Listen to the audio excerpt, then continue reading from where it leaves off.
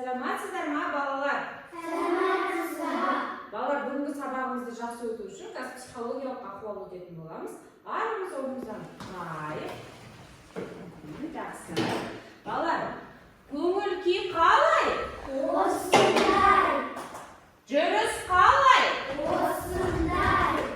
Түнгі ұйқымыз қалай? Осындай. Қазіргі көңіл күйіміз қалай, балалар? Осындай. Тамаша, ендеше орнымызға орналасамыз. Бүгінгі сабағымызды жалғастырамыз. Бүгін бізде әдебиет сабағы. Бүгінгі біздің көңіл күй қалай деген сұраққа жауап беріп, әркім өзінің қасиетіне қандаймын деген сұраққа жауап береді. Мен қандаймын? Раяна, келіңіз. Мен қандаймын? Келе қойыңыз. Бірінен кейін бірінші класста жақсы ма, балалар? Оқисыз. Балаларға қарай ғой. Қандайсыз? Жаным таза. Жаным таза, тамаша. Шапалақтаңыз. Келесі, Айселе, келе қойыңыз. Жаның таза екен. Қандай?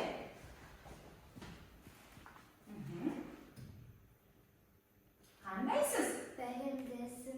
Тамаша, шапалақтаймыз балалар. Өте керемет. Келе қоятын болсын.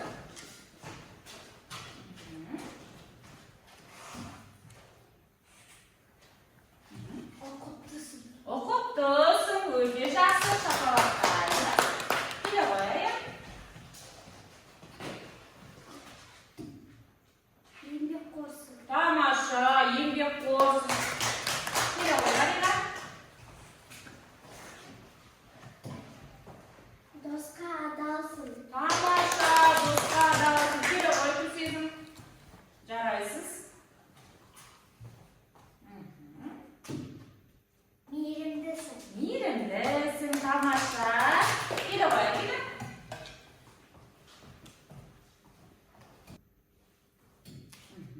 Қандайсыз? Сүйкімдісің. Сүйкімдісің, тамаша, балалар. Өте жақсы, балалар. Мынау сіздердің балалар бойларыңыздағы қасиеттер. Осындай қасиеттер сіздерде болсын деп отырмыз. Бүгінгі бізде балалар жаңа тақырыпты ашу үшін. Балалар, бүгінгі жаңа тақырыпты ашу үшін мен сіздерге бұлтты сөздер арқылы осындай тапсырма беремін. Бұлтты сөздер арқылы. Осы суретте біреуінде мысалы жылқының бейнесі, біреуінде бұлттың бейнесі. Осы жерде сөздер өте көп. Осы жерде тек қана қазақтың ұлттық ойындары тақырыбындағы сөздерді табуларыңыз керек. Қазақтың ұлттық ойындары. Түсінді ма? Қандай сөздер бар мына ішінде сіздерге? Қандай ұлттық ойындар бар сөздер? Белгілейміз. Иә, фломастермен белгілеуге болады.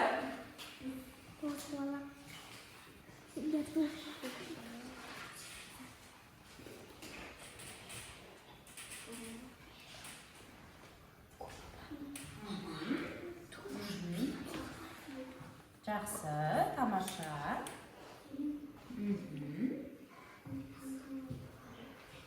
Қай топ болды? Қол шапалақтаймыз, иә, балалар?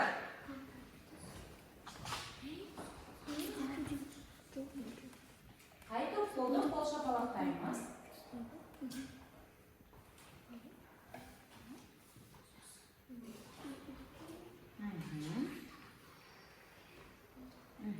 Жақсы, болдық, е? Қол шапалақтаймыз. Тамаша. Мына сіздердің топтарыңыз 5 асық. Екінші топтың аты көкпар болады, иә, балалар? Келіңіздер, 5 асық тобы, келіңіздер. 5 асық тобы. Ал қандай сөздер бар екен сіздерде? Қандай ұлттық ойындардың атаулары бар екен? Оқып беріңізші Гүлсезім. Қыздар оқыңыздар. Сосын оқи беріңіздер. Асық ату, теңге алу, ақсүйек, көкпар, хан талапай дейді, тамаша. Тастау, иә? Орамал тастау. Тамаша. Кәне шапалақтаймыз. Келе қойыңыздар сіздер. Ал, қайта қойыңыздар. Көкпар. тоғыз құмалақ, қазақша асық, қазақша күрес, көкпар, Көкпар, ат жарыс, иә? Арқан тартыс, иә? Жақсы, тамаша, шапалақтаймыз. Өте жақсы, балалар, тамаша.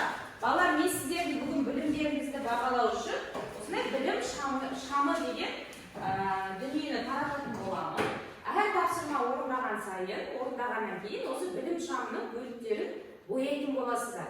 Сабақтың соңында кімнің білім шамы толық жанады, яғни сол бала сабақты толық меңгерді, тапсырмаларды толық орындады деген мағынаны білдіреді. Сабақтың соңында балалар, барлығымыздың білім шамымыз не істеуіміз керек?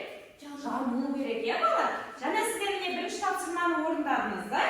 Демек сіздер осы білім шамының бірінші бөлігі не істейсіздер? Бояйсыздар. Қанекей бояй қойыңыздар ендеше? Бояймыз.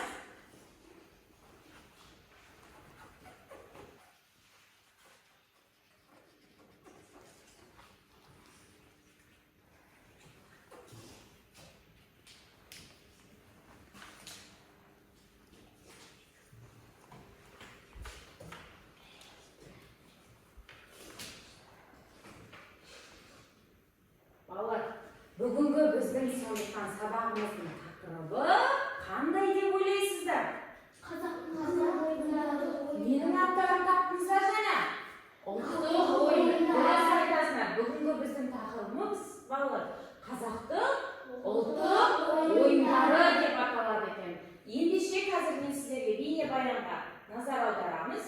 Бейнебаянды көреміз қазір.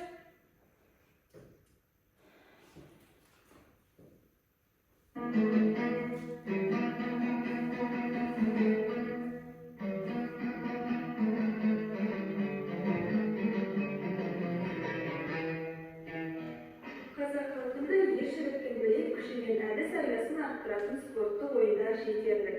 Олардың қатарында көкпар, аударыспақ, жамбат сынды ат спорт ойындары бар. Бұл ойындар қазақтың төл дәстүрін, қазақылығын танытады. Аударыспақ салт аттылардың бірін-бірі ер үстінен аударып алу сайысы. Ойынға қайрат күші-мол, батыл да төзімді, шапшаң қимылдап, ат құлағында ойнай білетін жігіттер қатысады. Ежелгі заманнан келе жатқан бұл ойын жаугершілік кезінде найза ұстап, қылыш шабатын жауынгерлерге қажетті қасиеттерді қалыптастырған. Аударыспақ қазіргі кезде де шоқпандар тойында, мерекелерде спорт ойынының бір түрі ретінде көрсетіліп жүр.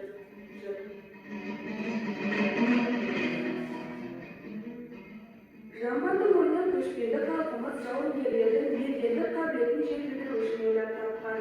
Ол алдымен әскери жауынгерлік дайындықты нығайту болса, екінші тарапtan ел арасындағы мергендерді анықтап, сыналған садақшыдай арнайы топ жасақтау үшін ұйымдастырылған. Жамбату жауынгерлердің шеберлігін дамытатын ойын түрі екені даусыз.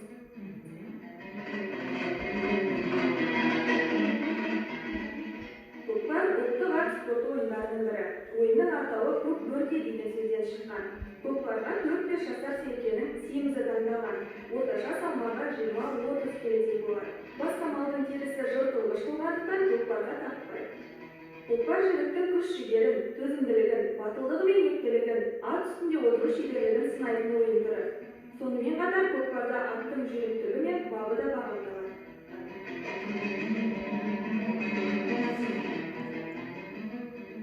Аталған спорттық ойындардың барлығы да азаматтың бойындағы батылдықты, төзімділік пен табандылықты арттырады. Қандай ұлттық ойындар туралы айтылған балаларында? аударыспақ, көкпар, Көкпар, жамбы ату. Міне мына жерде қазақтың ұлттық ойындары бейнеленген. Міне мынау жамбы ату. Ол адамның несін, ер адамның қандай болу керек екен? Батыл. Мерге болу керек екен, иә? Аударыспақ. Оған да не керек екен ер адамға? Жүрек керек екен. Батыл болу керек, иә? Көкпар ойыны көргендеріңіз бар ма көкпар ойыны? Иә. Ол ойынның немен ойнайды оны? Серкемен, иә? Біз мысалы футболды доппен ойнасақ, бұл жерде көкпарды немен ойнайды екен? Серкемен ойнайды екен. Тамаша. Бұған да қандай қасиет керек екен ер адамға? Ержүрек. Батылдық. Арқан тартыс. Оған не керек бізге? Күшіміз керек екен. Тамаша. Және де 9 құмалақ. 9 құмалаққа не керек бала? Иә, есепті жақсы білу керек. Сосын не керек? Иә, сабырлылық, салмақтық деп болу керек. Және теңге алу. Теңге алу ептілікті адамның бойында қасиетті қажет етеді екен. Сонымен бізге балалар қараңыздаршы, бір түйінге келейік. Қазақша, қазақтың ұлттық ойындары адамның бойында қандай қасиеттерді дарытады? Батылдық, ержүректік, шапшаңдық. Сосын шыдамдылық, ержүректік, сосын батылдылық деді, күш, мергендік, е? Өте жақсы, тамаша балалар. Бүгін біз балалар сабақта жақсы. Бүгінгі біз сабағымыз балалар, бүгінгі біз осы сабақта таныстырылым жасауды және шығармашылық жұмыс жасауды үйренетін боламыз. Бүгінгі біздің сабағымыздың мақсаты. Қазір мен сіздерге топпен жұмыс беремін. Топпен жұмыс бергенде бізде бірінші топқа таныстырылым жасайтын болады. Яғни мен сіздерге осындай қағаз беремін. Мына ішінде фотосуреттер берілген. Осы фотосуреттердің ішінде көптеген ойындар бар. Сіздер тек қана қазақтың ұлттық ойындарын алып бұл жерге таныстырылым жасайсыздар. Яғни не істейміз? Желім дейміз. Келесі екінші топқа сіздерге мына жерде тек қана қазақтың ұлттық ойындары бар сөздерді не істейміз? Табасыздар. Яғни фломастермен белгілеулеріңізге болады. Жақсы. Сіздерге беремін. Ақылдасып, балалар, топпен жұмыс жасаймыз. Жарай ма? Жеке-жеке емес. Топпен бірігіп істеңіздер. Бірігіп. Міне. Қараймыз. Қандай?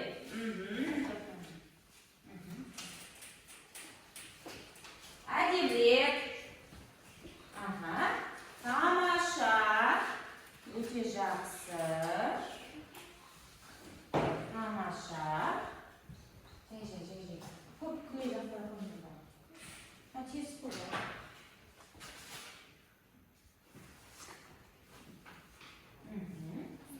Тамаша. Өте жақсы.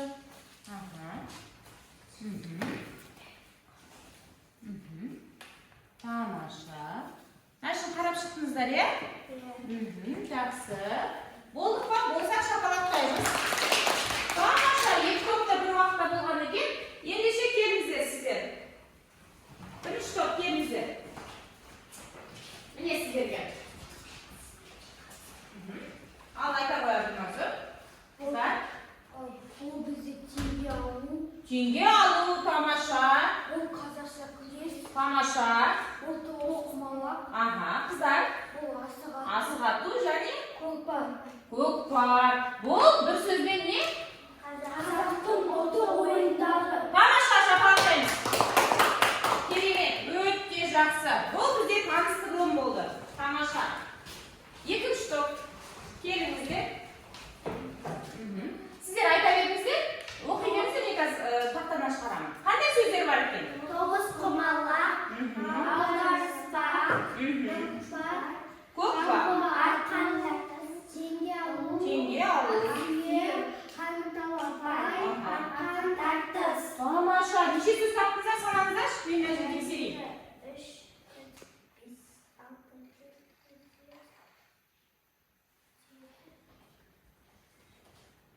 7. Oldu ya, әкеміздер.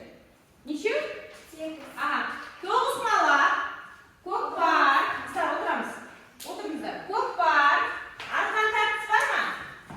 Қанталапай бар ма? Ақсүйек болды. Теңге алу болды ма?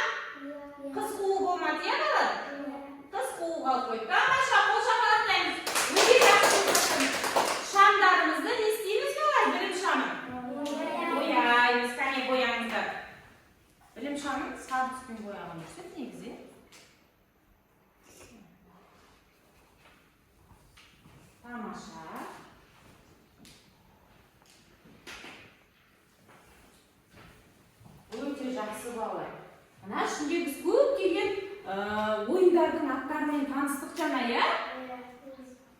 Бүгін осы ойындардың ішінде қазір оқулықпен жұмыс болады. Біз бір жаңа мәтінмен танысатын боламыз. Желкеріңізді шетке қойып қойыңыздар, болды, керек емес, иә балалар? Қараңыздар, оқулықтарыңызды ашамыз. Орамал тастау деген ойынды ашамыз. 31-ші сабақты ашамыз. Аштық па балалар? Тамаша. Дариға, бастап. Қатысушылар екі топқа бөлінеді. Арасы бір-бірінің оң жағында жерде белгіленген екі сызықтың бойына қарама-қарсы тұрады. Жүргізуші орамалды бірінші топтың екі ойыншысына ұстатады. Ол орамалды қарсы беттегі ойыншының біріне қарай лақтырып жібереді де Деп дауыстайды. қарсылас ойыншы Орамалды алып, қаз дейді. Немесе ла дейді. Сонда екеуінің айтқандарынан бір сөз шығады. Ойынның шарты бойынша айтылатын сөз екі буыннан аспауы керек. Жақсы, бұл сезім. Орамалды қағып алған ойыншы тиісті Сөзді айта алмай қалса, ортаға шығып өнер көрсетеді. Содан соң орамалды қарсы жаққа лақтырып жұмбақ сөздердің бірінші буынын дауыстайды. Осылайша ойын жалғаса береді. так, қараймыз ба? Түсінікті ме сіздерге? Екі ойыншылар екі қатарға тұрады. Екі қарама-қарсы. Орамалды бір-біріне бірінші адам бірінші буынды айтады, екінші адам қағып алады да орамалды. Екі адамның сөзі буыны бір сөзді құрауы керек. Сөз екі буыннан мысалы қандай сөздер?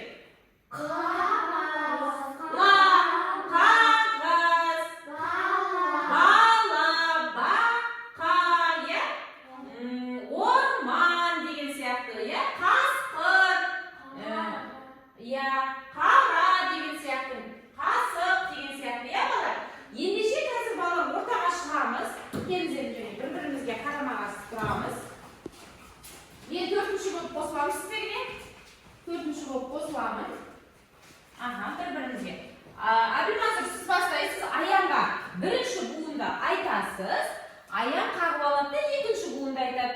Сонда толық сөз шығады. Келесі аян бірінші буынды айтады да Раянаға лақтырады. Түсінікті ғой? Раяна, сіз екінші буынды айтасыз. Сонда екеуіңіздің буындарыңыздан бір тұтас сөз шығуы керек. Кеттік. Көк, пар, мек, деп, ба, қа, ба, ла. Тамаша. Са, бақ, са, ғат, ж, мыс. Иә, жақсы, толығымен жұмыс деген сөз шықты, иә? Сонда балалар, біз қараңыздаршы, екі буыннан не құрадық? Сөз құрадық. Бұл ойынның аты қалай екен балалар?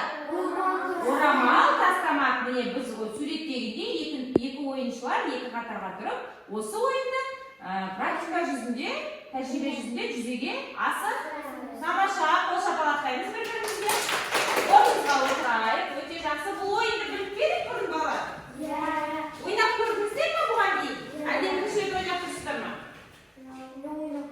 Ойнап көрдік, иә? Тамаша. Ойнап көрсеңіздер, ол тіпті жақсы балалар.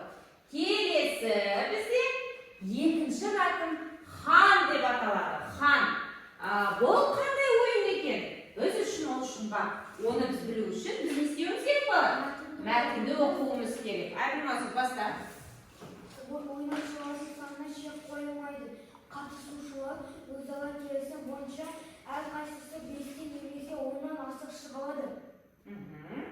Хан асық қызылға боялған кезекпен барлық асықты жинап алып, қос қолдап шашып тастап отырады. Кейде хан көп асықтың астына басылып, көрінбей қалуы мүмкін. Жақсы, аян. Мұндай асықты иіруші ханды қара басты деп жариялайды. Сол сәтте ойыншылар асықтарды бас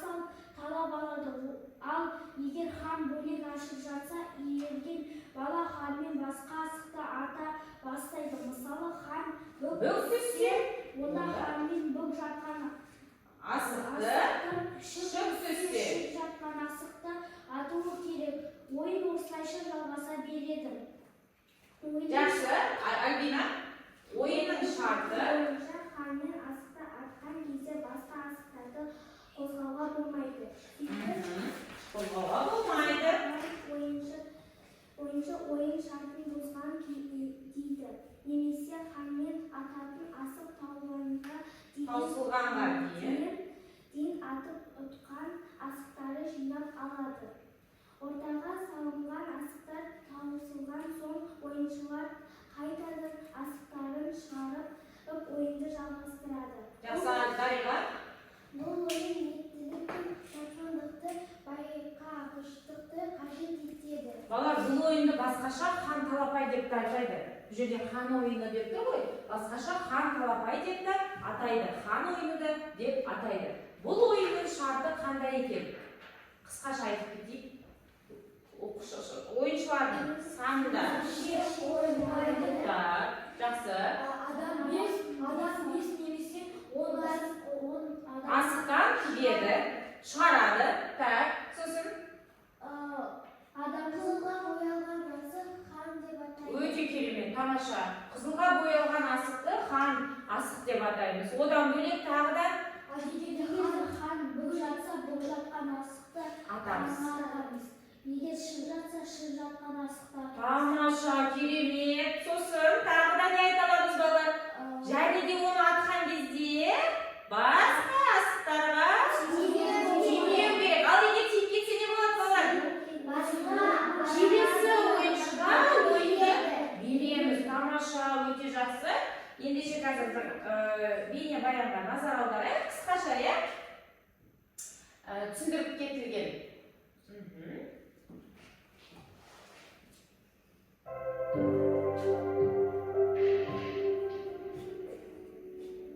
Biz birgemiz, biz uylarmiz. Dostlar, bugün biz sizge otbasımızı birge Қазақтың ұлттық ойыны хан талапай ойынын ойнау ережесін ұсынамыз. Бұл ойынды үй жағдайында ойнауға болады. Ойнамастан бұрын мен сіздерге асықтың тұру тәсілін көрсетейін. Мынау бізде асықтар бүк, шік, алшы, тәйке, омпы, сомпы деп аталады. Енді асықты ойнаған кезде 21 асық, 5 асықпен де, 10 асықпен де, 21 көп асықпен де ойнауға болады. Ойыншыларға 5, 1, 2, 3 адаммен де негізі ойнауға болады. Енді ойнамас бұрын мен бірінші беремін асықтарды. Ерген кезде ханыма қараймын. Хан бізде қызыл асық. Хан бізде қазір көп тәсілінде жатыр. Мен басқа асықтардан көп іздеймін. Ханмен бірге бүк жатқан асықты атып алу керек. Атамын, алдым. Атқан кезде тағы бүкке түсті. Екінші бүкке түсті. Басқа асықтарға тиіп кетті. Менде бірақ асық. Ойын келесі ойыншыға қалады. Келесі ойыншы әкеміз ереді. Әкеміз ерді. Тәйке айтсын. Тәйке айтсын. Хан алды. Хан шігінен жатыр. Шig асып қалды. Келесі шig. Дұрыс. Талапай! Яғни достар, қараңыз. Бұл талапай неге мен айғайладым? Талапай кезде, яғни хан алшысынан ғана жатқан кезде, ертең ақтан енді алшысынан түссе, бүкіл ойыншылар асыққа таласады.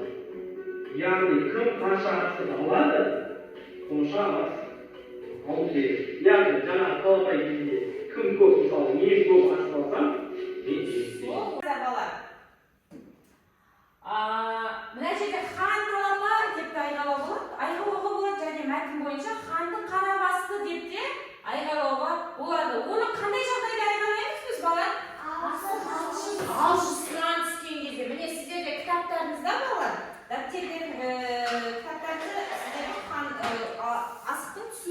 берілген.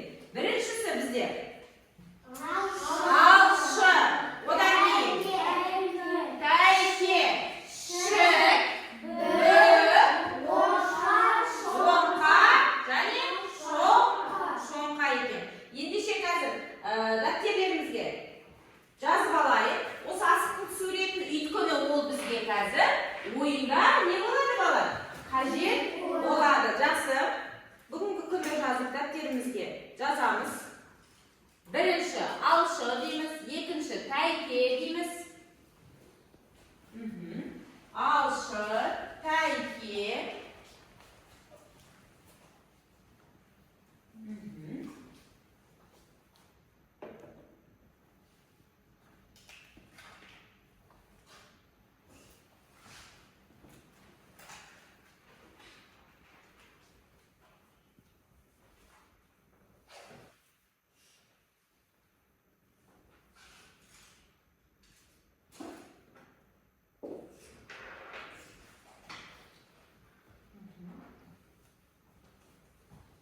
Oldu ba?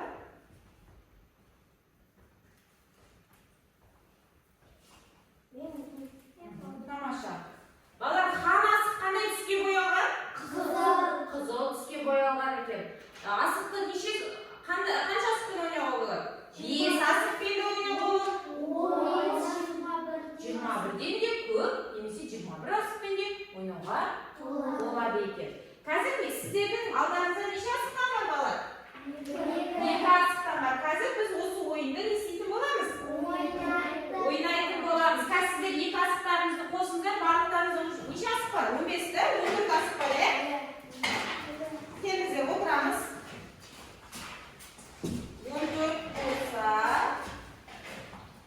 5, 16, 17, 18, 19, 20, 21 асықпен ойнаймыз қазір. 21 асықпен ойнайтын боламыз. Так, асықтарымызды ортаға шығарыңыздар, беріңіздер. Мен иіруші боламын. Асықты иіруші мен боламын. Жақсы ма балалар? Енді қазір түзеп жүріңіздер. Мынау бізде хан асық болады, балалар? Қолдарыңызға сияма сіздер? 10 асықпен ойнаймыз ба? 10 асықпен ойнайық, тәтіңіздер қазір. Біреу, екеу. Мен асықты иіруші боламын. Мен қазір асықты иіремін. Және біз қандай асыққа қараймыз, балалар? Хан асыққа қараймыз. Қалай түсті? Шөк түсті. Бүк па, шөк па? Дұрыс, шөк түсті. Енді мен не істеймін? Шөк жатқан асықты сұқ саусағымен жетпей қалып атамын. Значит, мен алмаймын ештеңені. Алшысынан түсті, атқан кезде не деп айғайлаймын? Қанды қарамасын деп, Тамаша. Кімде неше асық болды? 3, 2, 5. Тамаша, бұл сезім жеңді. Ендеше қайттан ойнаймыз. Келесі иіреміз. Абылмасы, иіреміз. Былайдан лақтырасыз, Абылмасы. Асықты бүйтіп, Тамаша, асық қалай түсті? Бүк түсті. Бүк түскен асықты не істейміз? Сұқ саусағымызбен атасыз. Ол басқа асыққа тимеу керек. Тиіп кетті. Значит, келесі ойыншыға береміз. Раяна жалғастырады. Раяна иіресі асықты. Қалай түсті? Шік түсті. Шік түскен асықты иіресіз. Тағы да шік түсті. Шік жатқан асық қай жерде? Міне. Енді ошаққа жеткізе аласыз ба? Тиіп кетті, балалар? Тиді, бірақ оны алмайсыз, Или алмайсыз. Бір асықты ғана алдыңыз, болды. Келесі. Айзереге беріңіздер. Айзере иіре қой асықтарды. Былай. Бүйтіп бахан, жақсы. Ой, тамаша. Қалай түсті Айзере? Шік түсті, міне. Шік жатқан асықты атасыз.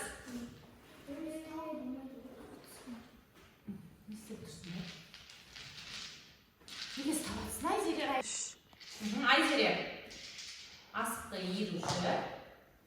Хан асықты қараймыз. Ол қалай жатыр? Шік жатыр. Шік жатқан асық бар ма? Жоқ екен, Онда келесі ойыншыға береміз, балалар. Шік жатқан асық жоқ. Бәрі бүк жатыр. Бүк және алшысынан жатыр екен. Қалай түсті?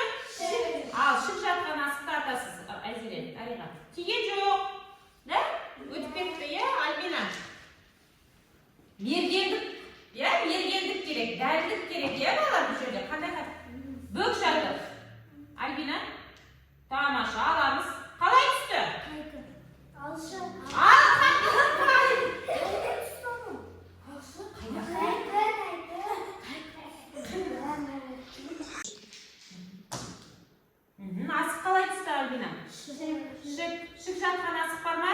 Бар, иә, бар. Жоқ, қисық кетті, сондықтан келесі ойыншы Гүлсезімге береміз. Тимеді асық. Былай, жақсылап нетіңіздер, жақсылап тастаңыздар. Арасын деп нетіп тұр ғой. Тік тұрса. Ал, иіріңіз. Асықты иіріңіз, Гүлсезім. Шік жатыр, иә? Ала ғой. Ой, тимеді, иә, Гүлсезім. Келесі ойыншыға береміз, аян.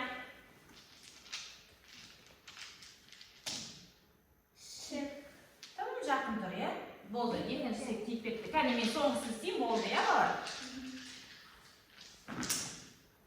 Қандалапа! Қанша болды? Бізде нешеу? Төртеу, біреу. Тамаша, өте жақсы. Балар, ойынның шарты түсінікті ма сіздерге?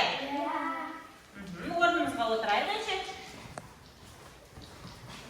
Тамаша. Жаңа екі асықтан алсыздар ма? Сіздерге қазір екі асық керек болады. Так, күшталамыз.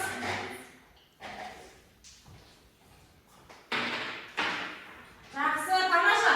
Қан, ойыны сіздерге түсінікті болды ма, балалар? Оңай ма, қиын ба? Тамаша, сіздер балалардан екі тапсырма орындадыңыздар. Сіздер шамды бояймыз. Екі тапсырма орындадық, сондықтан екі шамның бөлігі бояймыз. Балалар, қан ойынын достарымен ойнауға бола ма екен? Меніңше қызық сияқты. Иә, балалар? Өте қызықты ойын. Асықтың бұл жерде түсу ретін біз жатқа білуіміз керек. Қалай түседі? Алшы.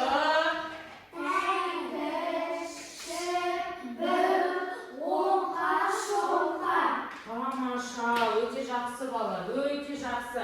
Қан ойыны дегеніміз, міне балалар, осы қан талапай деп аталады ол ойын. Қазір енді мен сіздерге тағы да бір тапсырма беремін. Екі топқа.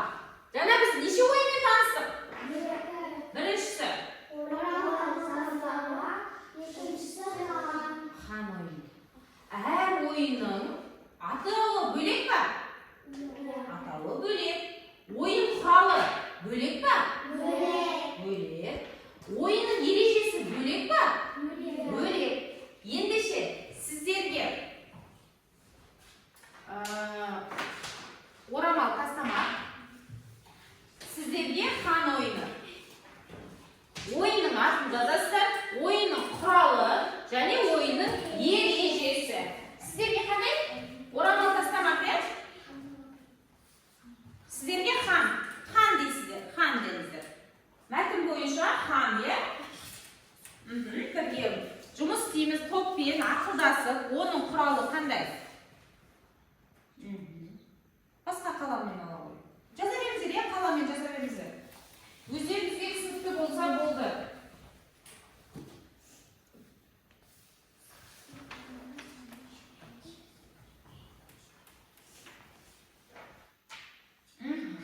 Ойынның ережесі мен сіздерге әдейі ойнаттым, білсін деп, сіздерге оңай болсын деп, мына кестені толтыру сіздерге оңай болады деп ойлаймын. Өйткені біз оны тәжірибе жүзінде жүзеге асырдық.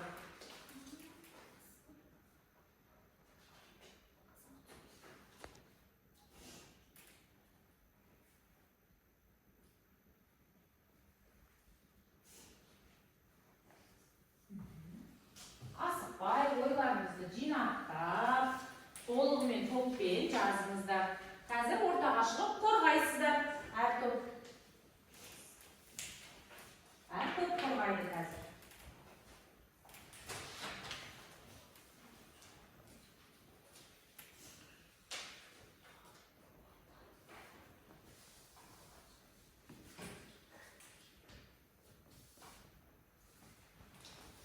Болған жоқ, қол шапалақтауға болады ұқсап.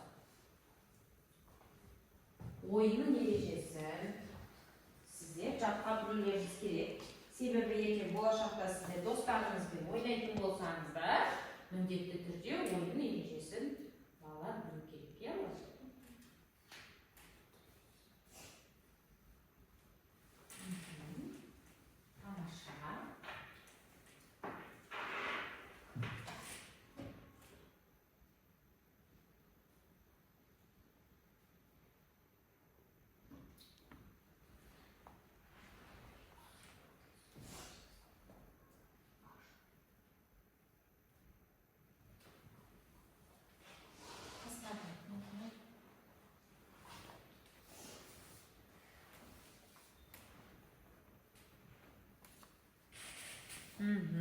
жақсы ойын ережесі толық жазылды, иә?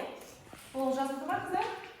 Сіздердің топтарыңызда? Тамаша, Гүлмансұр, Раян, Айзере. Толық жаздыңыздар ма? Толық тұрыңыздар. Ойларыңызды жинақтаңыздар, асықпаңыздар.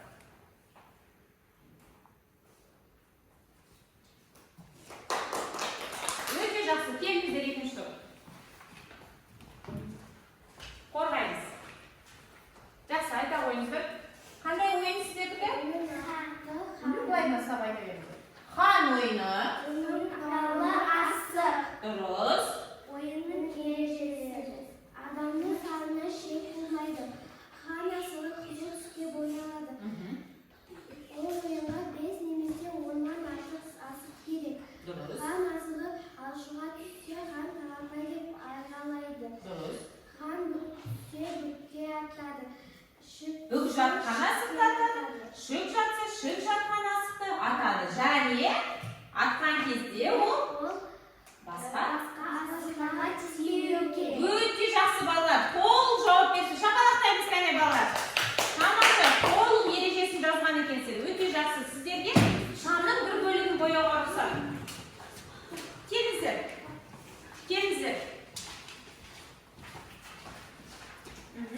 Сіздерге қандай? Өзіңізге қарап айта беріңіз. Өзіңізге қарап. Ойынның аты орамал тастама. Так. Ойынның құралы орамал. Орамал. Ал ойынның ережесі буындармен ойнайды. Аха. Бірінші қатардағы бір адам қа десе, екінші топтың адамы сық десе, бір сөз шығады. Дұрыс. Екі буынға бөлінген бір сөз шығуы керек. Егер адам сөзді айта алмай қалса, Аха. өнер көрсетеді. Дұрыс. Сөз екі буыннан аспауы қажет. Тамаша, қане қол шапалақтаймыз. Өте жақсы сіздердің топтарыңыз. Өте жақсы. Шамдарыңызды бояңыздар. Дұрыс айтасыздар балалар. Бағана біз ойында барлығымыз екі буынды айтып үлгердік қой сөздерді. Егер ол кезде бір адам тоқтап қалса, онда сол кезде не көрсетеді? Өнерін көрсететін еді. Бұл да біз білуіміз керек. Бұл да ойынның ережесі. Тамаша балалар.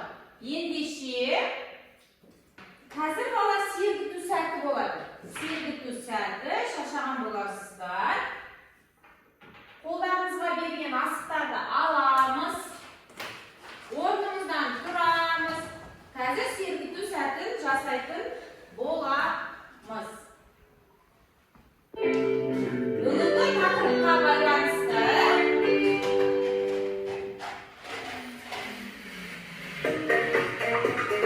екі асықты бүк жағымен соғамыз. Мен сояқ қабырғалы. Бір, екі.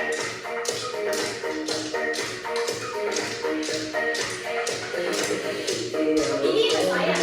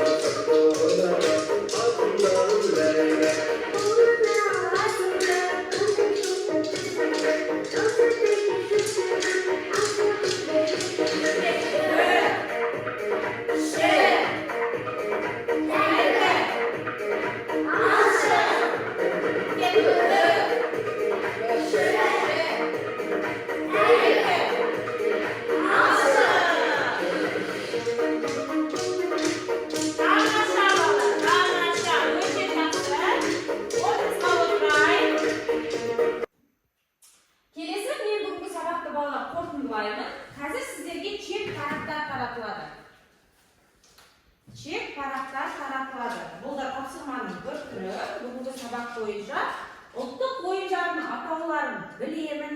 Білеміз ба? Иә. Немесе жоқ деген жолақшаға құс белгісін қоямыз.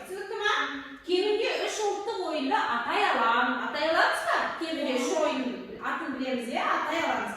Қазір осы тапсырма бойынша сіздерді бағалайтын боламын. Чек парақшалар бүгінгі тапсырма бойынша әркім, яғни сіздер бүгінгі сабақ бойынша не түсіндіңіздер? Асықпаймыз. Толығымен сұрақты оқимыз.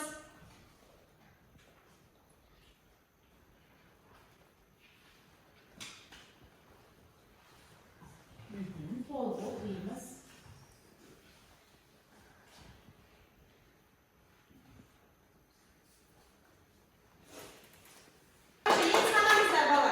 Неше я бар, неше жоқ бар? 8 я. Мына жерде бағалауды қараймыз. Критерий, бағалау критерий. 7 мен 8 я болса, ол қандай баға? Өте жақсы деген баға. Бәріңізде 8 ба? Тамаша, маған жинақ беріңіздер. Білімнің шамын бояймыз. Білімнің шамын бояймыз. Тамаша, балалар, өте жақсы.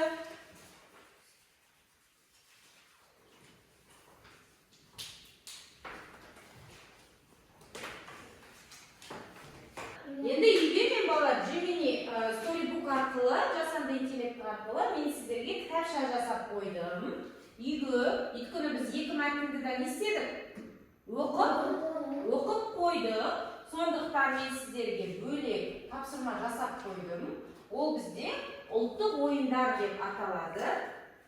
Аяжан мен атасының бір күндік қызықты әңгімесі, ұлттық ойын туралы. Осы электронды кітапшаны мен сіздерге ссылкасын жіберемін. Сіздер үйде 10 беттік, бірақ кішкентай сөйлемдермен берілген үйде оқып, ертең маған мазмұнын айтып келесіздер. Рефлексия жасайтын боламыз, балалар. Бүгінгі сабақты толық түсіндім дегендеріңіз сары түсті жағын шамды, сұрағым бар деген жасыл, және түсінген жоқпын деген қызыл батырманы басуға болады. Бір-бірден келіп басамыз. Бір-бірден келеміз. Раяна кел. Раяна артына сосын. Айзере. Жақсы, шамымыз жанды. Келе ғой Айзере. Бүгінгі сабақ түсінікті деген сөз Раянаға. Келе беріңіз Абдинасыр артынан. Келе беріңіздер. Аян. Келе ғой. Дариға, келе қойыз. Тамаша. Өте жақсы. Өте жақсы балалар. Міне, шамымыз не істеді балалар? Толық жанды. Ал біздің шамымызды көрсетейікші білім шамын. Тамаша. Сіздердің де білім шамдарыңыз не істепті балалар? Толығымен жаныпты. Ендеше мен ойлаймын, бүгінгі сабақ балалар түсінікті болды ма барлығымызға? Өте жақсы. Онда келесі кездескенше сау болыңыздар.